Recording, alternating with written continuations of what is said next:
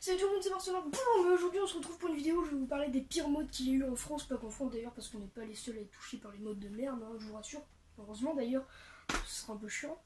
Donc tout ça pour vous dire que dans les commentaires, mettez la mode dont vous avez eu le plus honte.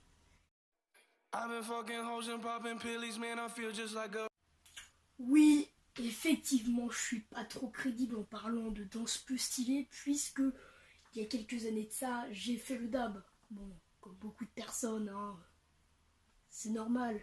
Mais bon, il y a des gens quand même un petit peu plus perturbés mentalement, hein. On se moque pas, ça peut arriver.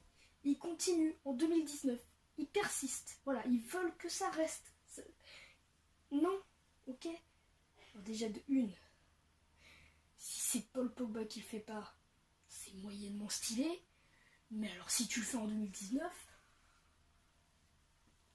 ça commence à devenir un peu plus chiant déjà. Donc juste, dites-le moi dans les commentaires si vous continuez à faire des dabs.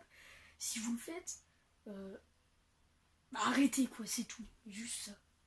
Donc pour en revenir, faites pas des danses qui ont été à la mode mais qui ne le sont plus. Vous passez juste pour un bolos.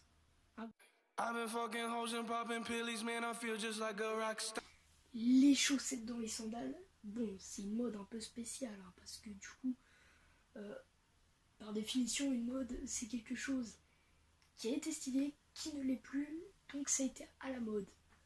Ça veut dire que ça là, ça a été stylé, les chaussettes dans les sandales. Ça a été stylé à un moment donné. Bah non, c'est pas possible. Et en plus, les gens qui portent ça, en plus de passer pour des gros bolos, bon, ils sont un peu cons quoi, parce que les sandales c'est fait pour quoi? Pour t'aérer les pieds, pour que tu transpires moins, hein, pour que t'aies moins chaud aux pieds. Pourquoi tu rajoutes des chaussettes qui vont réchauffer tes pieds, tu vois? C'est comme si je te disais, tiens, t'as chaud, tu vas prendre un ventilateur, puis tu vas prendre une grosse doudoune par-dessus. C'est complètement con, mais c'est pareil.